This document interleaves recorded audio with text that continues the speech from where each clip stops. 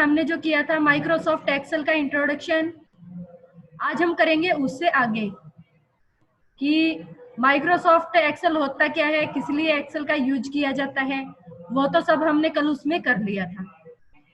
आज एक्सेल को ओपन कैसे करेंगे, कौन कौन सी एक्सेल में टूल बार होती हैं और कैसे एक्सेल में बनाई गई सीट पर फॉर्मूले लगाए जाते हैं, कैसे एक्सेल में सीट बनाई जाती है, आज हम करेंगे उसके बारे में। माइक्रोसॉफ्ट एक्सेल है, एक्सेल को ओपन कैसे करेंगे, स्टार्ट बटन पर क्लिक करेंगे। देखो स्टार्ट बटन पर क्लिक किया, ऑल प्रोग्राम, माइक्रोसॉफ्ट ऑफिस, इसमें हमें ऑप्शन मिलेगा माइक्रोसॉफ्ट ऑफिस एक्सेल 2007। 2007 क्या है, वर्जन है। एक तो हम इस तरीके से ओपन कर सकते हैं। दूसरा, एक्सेल को ओपन करने का दूसरा तरीका क्या है, स्टार्ट बटन पर क्लिक किया, एक्सेल, यहाँ पे हम क्या टाइप करेंगे, एक्सेल।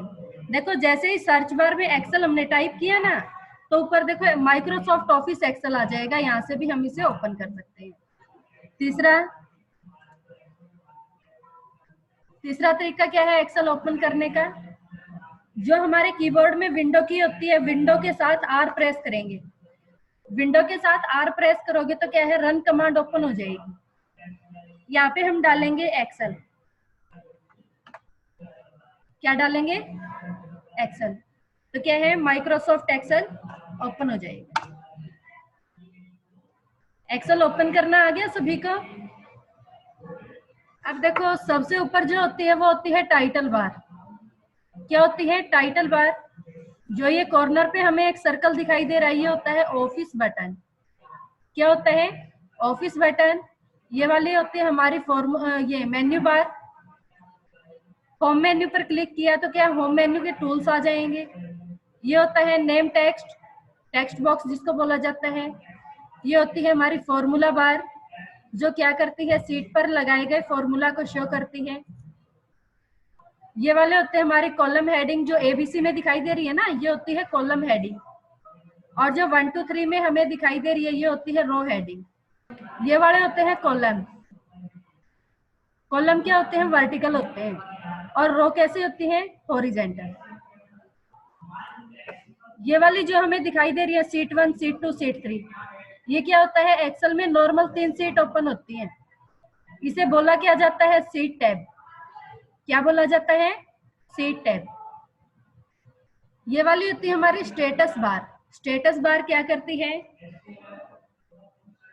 कि हमने सीट पर वैल्यू टाइप कर रखी है, उसमें हम फॉर्मूला लगा सकते हैं, उस फॉर्मूला का हम टोटल देख सकते हैं। जैसे कि हमने सीट पर वैल्यू टाइप की है, हमने क्या किया, वैल्यू को सिलेक्ट कर दिया। अब ये देखो वैल्यू को जो सिलेक्ट किया, इन सभी वैल्यू का ये देखो यहाँ पे सम शो हो जाएगा, maximum, minimum, numerical count, count, average. जो हमारी ये स्टेटस बार होती है ना, इसमें 6 फॉर्मूले ऐड होते हैं। कितने फॉर्मूले ऐड होते हैं, 6। इसके राइट में जूम साइज होता है। एमएस एक्सेल का मिनिमम जूम होता है 10 और मैक्सिमम जूम होता है 400 और नॉर्मल जूम होता है 100। एक्सेल का मिनिमम जूम कितना होता है, 10, नॉर्मल 100, मैक्सिमम 400। सबसे लास्ट होती है फिर अपनी टास्क बार। टास्क बार के लेफ्ट में स्टार्ट बटन होता है, राइट में डेट एंड टाइम शो होते हैं। उसके बाद हमारा आज का टॉपिक है सीट। टॉपिक है आज का अपना सीट का। फर्स्ट हम बनाएंगे मार्कशीट। मार्कशीट में हमने फर्स्ट कॉलम लिया, name, class, Hindi, English, total, average, division. अब हमने यहाँ पे नेम एंटर किए, क्लास। अब हमने यहाँ पे डाल दिया हिंदी के नंबर,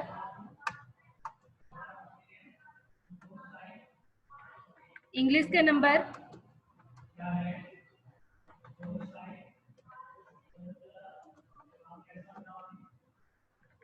अब हमें निकालना है total.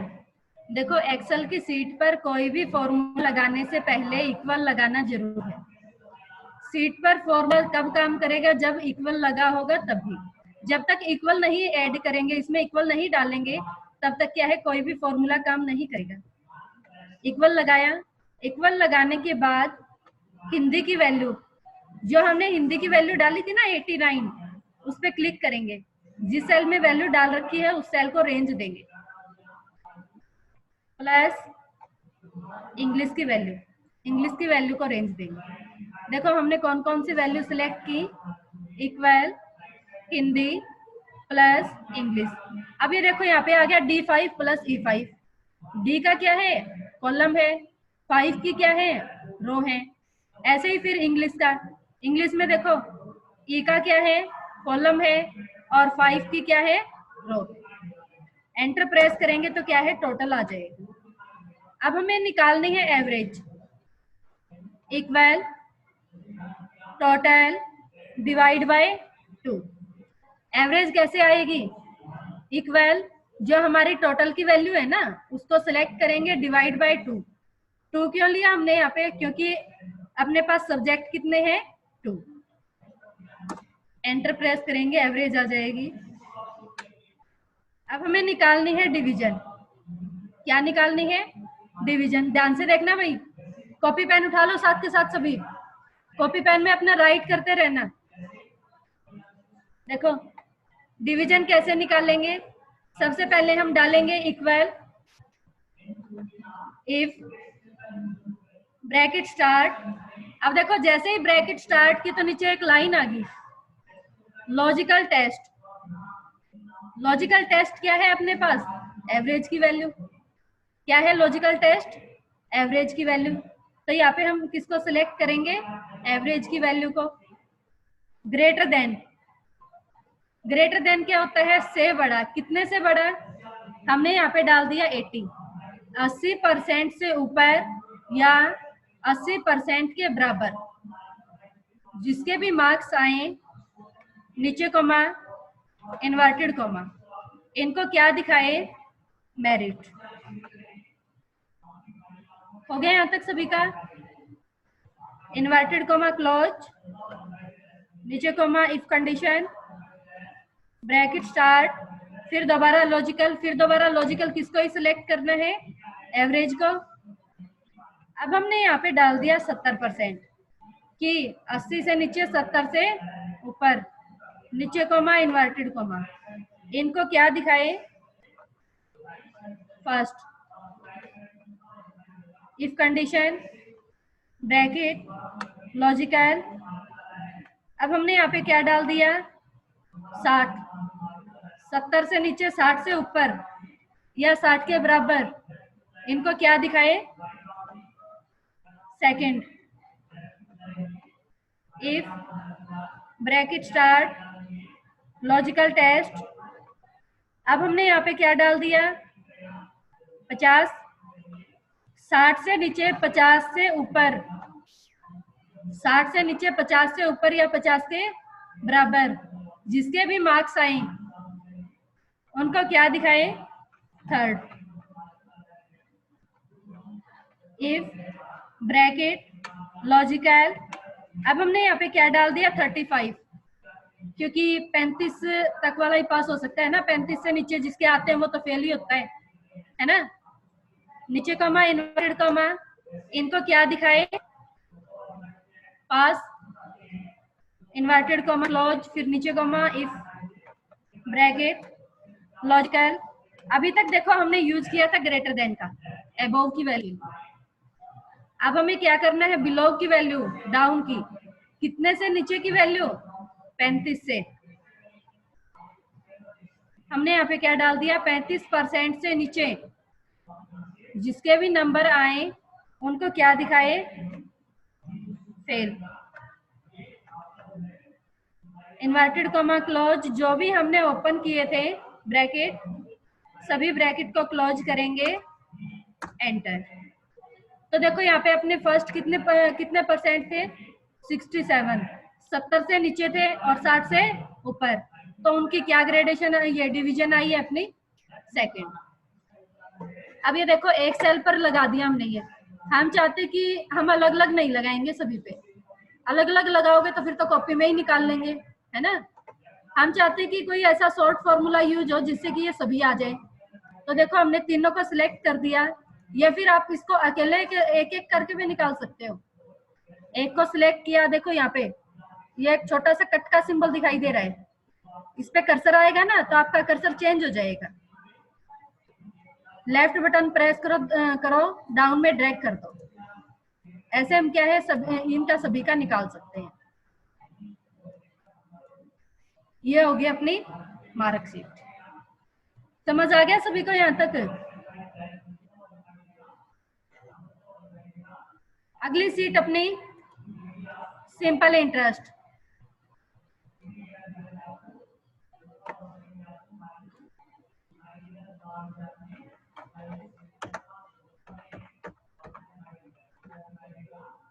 Simple interest, simple interest में अपने कॉलम है प्रिंसिपल। प्रिंसिपल क्या होता है? मूलधन, rate, time, SI. Principal, rate, time, SI. Principal मूलधन, रेट दर, टाइम समय, एसआई सिंपल इंटरेस्ट साधारण ब्याज। तो यहाँ पे हमने अमाउंट डाल दिया 56,000,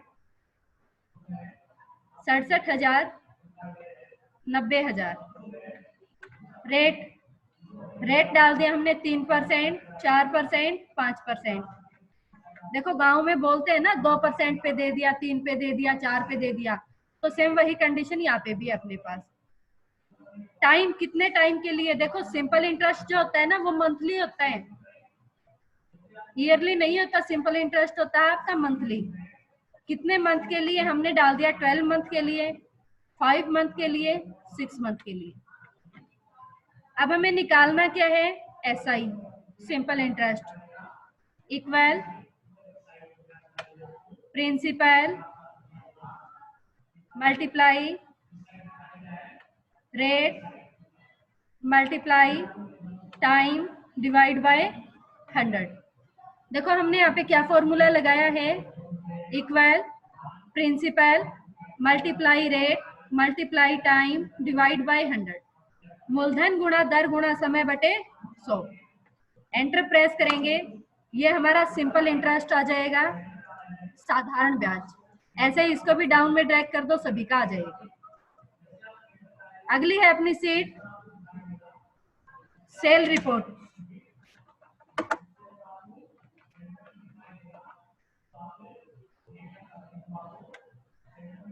INA, item name, INO, item number, quantity, rate, bill. INA क्या होता है? Item name, INO item number, quantity मात्रा, रेट रुपए, BI बिल। नेम डाल दिया हमने यहाँ पे, नंबर, क्वांटिटी, या फिर कोई भी फ्रूट्स वगैरह के नाम डाल दो।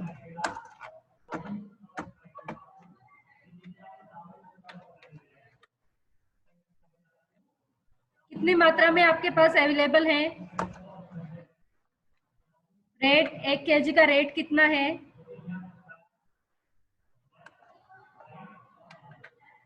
बिल कैसे निकालेंगे?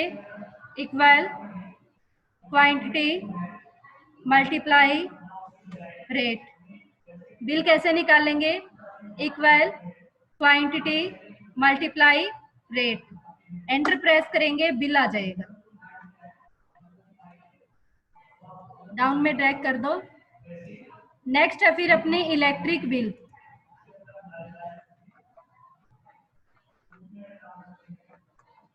इलेक्ट्रिक बिल, इलेक्ट्रिक बिल में अपना फर्स्ट कॉलम क्या होगा? CNA customer name, CNO customer number या मीटर नंबर, CR होता है current reading, PR previous reading, RPU rate per unit, CU current unit, BI bill. अब हमने यहाँ पे नेम डाल दिए कि इनका हमें क्या है, इलेक्ट्रिक बिल तैयार करना है। यहाँ पे हम डालेंगे मीटर का नंबर, करंट रीडिंग, CR क्या होता है, करंट रीडिंग, जो इस महीने हमारा बिल आया है उसमें जो रीडिंग आई है वो। यहाँ पे हमने करंट रीडिंग डाल दी 677, 557, 899, 876। प्रीवियस रीडिंग, जो पिछले महीने हमारी रीडिंग आई थी वो।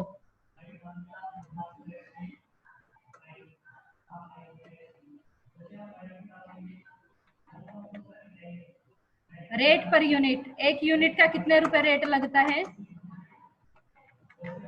अब हमें क्या है, यूनिट निकालनी है। तो यूनिट कैसे निकालेंगे, इक्वल, जो अपनी करंट रीडिंग थी ना, करंट रीडिंग को सिलेक्ट करेंगे माइनस प्रीवियस रीडिंग, क्या करेंगे, इक्वल CR करंट रीडिंग की वैल्यू को select minus PR previous reading की वैल्यू को सिलेक्ट। एंटर प्रेस करो, बिल आ जाएगा, ये सॉरी करंट यूनिट आ जाएगी। अब हमें क्या निकालना है, बिल। बिल कैसे निकालोगे, equal CU multiply RPU।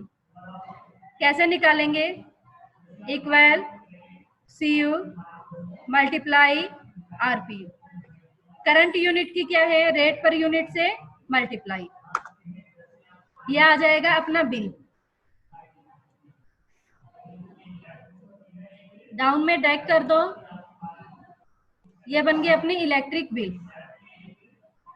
Next है फिर एम्प्लॉय सीट।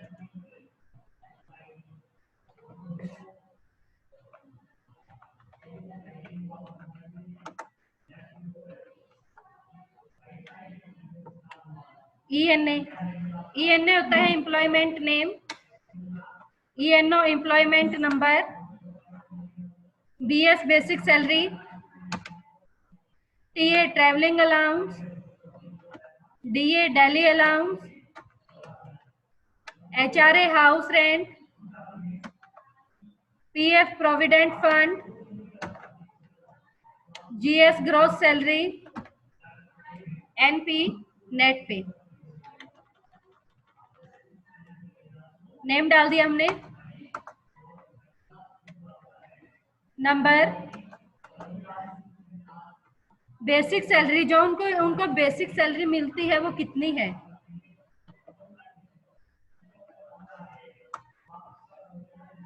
यहाँ पे हमने क्या किया, बेसिक सैलरी एंटर कर दी। अब TA कैसे निकालेंगे, इक्वल, जो हमने बेसिक सैलरी डाली थी ना, बेसिक सैलरी को सिलेक्ट करेंगे, equal basic salary multiply 2 divide by 100। अब देखो जो 100% सैलरी है उसमें से 2% क्या है, TA कट जाए। एंटर प्रेस करो। अब हमें क्या निकालना है, DA equal basic salary multiply 3 divide by 100। DA equal sorry HRA equal basic salary multiply 4 divide by 100। 4% क्या है, हाउस रेंट। PF की फुल फॉर्म होती है provident fund equal basic salary multiply 5 divide by 100। 5% हमने क्या डाल दिया, PF। अब हमें क्या है, ग्रॉस सैलरी निकालनी है, equal basic salary plus TA plus DA plus HRA। देखो GS में हमने किस किस को सिलेक्ट किया है, equal basic salary plus TA plus DA plus HRA, enter press करेंगे, ये आ जाएगी हमारी ग्रोस सैलरी। अब हमें क्या निकालनी है, नेट पे। नेट पे कैसे निकालेंगे, equal GS minus PF। Gross salary में से किसको माइनस करेंगे, प्रोविडेंट फंड को। एंटर प्रेस करो, ये आ जाएगी हमारी नेट पे। अभी देखो, इनको अलग अलग निकालना चाहते हैं तो अलग अलग निकाल सकते हैं सभी को, और सभी को एक साथ निकालना चाहते हो तो सभी को एक साथ भी निकाल सकते हो, सभी एक साथ आ जाएंगे। आज हमने की है 5 सीट, इनमें से कोई समझ ना आई हो तो पूछ लो। जो हमने अभी 5 सीट की हैं उसमें से अगर कुछ ना समझ आया हो, कोई फुल फॉर्म ना पता लगी हो तो पूछ लो। फर्स्ट मैंने आपको बताई है मार्कशीट। मार्कशीट में अपने पास ये क्या क्या फॉर्मूला लगाया हमने, एक तो टोटल का लगाया है, दूसरा एवरेज, तीसरा डिवीजन का, उसके बाद सिंपल इंटरेस्ट में इंटरेस्ट निकाला हमने। अब देखो, हमने जो वैल्यू टाइप कर रखी है सेल में, हमें उस वैल्यू के अंदर कुछ चेंज करना है। अब देखो, ये यहाँ पे 12 वैल्यू टाइप कर रखी है, 12 की जगह पे हमें कोई दूसरी वैल्यू डालनी है, तो इस वैल्यू को हम कट नहीं करेंगे। सेल में एडिट करने के लिए हम क्या करेंगे, जो हमारा कीबोर्ड है इसमें सबसे ऊपर फंक्शन की होती है, फंक्शन की में से F2 प्रेस करेंगे। जो F2 की ये होती है ना शॉर्टकट की, F2 होती है एडिट के लिए, सेल में एडिट के लिए। तो 12 की जगह पे हमें क्या वैल्यू डालनी है, हमने डाल दिया 34, तो क्या है वही 34 आ जाएगी। और हमें उस फॉर्मूला को भी दोबारा चेंज करने की जरूरत नहीं है। जैसे ही हम एंटर प्रेस करेंगे ना, देखो अभी हमने यहाँ पे की 14 लिखने के बाद हमने प्रेस किया एंटर, तो यहाँ पे देखो इंटरेस्ट अपने आप चेंज हो जाएगा। ये नहीं कि हमें दोबारा से वही फॉर्मूला रिपीट करना पड़ेगा जो हमने पहले लगा रखा, कभी उसकी वैल्यू रॉन्ग ना हो जाए। नहीं, ऐसा कुछ नहीं है। जैसे ही हम वैल्यू डालने के बाद एंटर प्रेस करेंगे तो क्या है, जो हमारा फॉर्मूला है वो उसी के अकॉर्डिंग सही हो जाएगा। अब यहाँ पे देखो 5 है, तो 5 की जगह पे हमने डाल दिया 51। एंटर प्रेस करो तो वही क्या है, इंटरेस्ट वहां पे आ जाएगा उसका। इसके बाद नेक्स्ट थी अपनी सेल रिपोर्ट। सेल रिपोर्ट में हमने क्या सीखा है, बिल निकालना सीखा है। बिल कैसे निकाल सकते हो, इक्वल क्वांटिटी मल्टीप्लाई रेट को सिलेक्ट करके।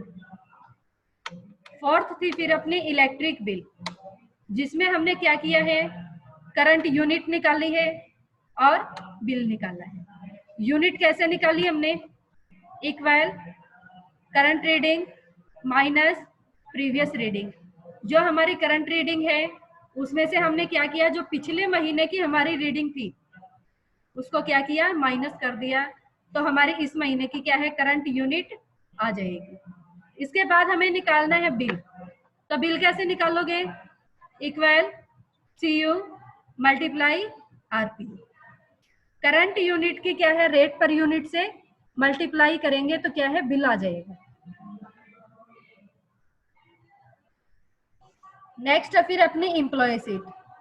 एम्प्लॉय सीट में हमने क्या क्या लगाया है फॉर्मूला, एक तो हमने यूज किया फॉर्मूला टीए में, DA, HRA, PF, GS, NP में। टीए की फुल फॉर्म क्या होती है, ट्रेवलिंग अलाउंस। DA की फुल फॉर्म क्या होती है, डेली अलाउंस। HRA की फुल फॉर्म क्या होती है, हाउस रेंट। PF की फुल फॉर्म क्या होती है, प्रोविडेंट फंड। GS की फुल फॉर्म होती है ग्रॉस सैलरी। NP की फुल फॉर्म होती है नेट पे। यहाँ तक हो गया सभी का। अब किसी को कोई भी क्वेश्चन करना हो कर सकते हो, कोई भी ऑप्शन, फुल फॉर्म, फॉर्मूला समझ ना आया हो पूछ सकते हो। आज हमने कौन कौन सी की है, marksheet, simple interest, sale report, electric bill, employ sheet. और क्या किया है, जो हमारी टूल बार होती है, टूल बार के बारे में मैंने आपको बताया है। सबसे ऊपर title bar, office button, menu bar. Home menu पर क्लिक किया तो होम मेन्यू के टूल्स आ जाएंगे। ये होती है अपनी फॉर्मूला बार। ये वाला होता है text box. Name text. ABC में जो है वो होते हैं कॉलम हेडिंग, 1 to 3 में है वो होती है रो हेडिंग। ये वाला कॉलम क्या होते हैं अपने वर्टिकल, और रो क्या होती है हॉरिजेंटल। ये होता है सीट टैब, जहाँ पे सीट 1, सीट 2, सीट 3 शो होते हैं। ये होती है स्टेटस बार। स्टेटस बार में क्या होता है 6 फॉर्मूले ऐड होते हैं, sum, maximum, minimum, numerical count, count, average. सबसे लास्ट में फिर होती है अपनी टास्क बार, जो हमारी स्टेटस बार होती है। इसके राइट में जूम साइज होता है। आज का तो अपना रिपीट भी हो गया है ना।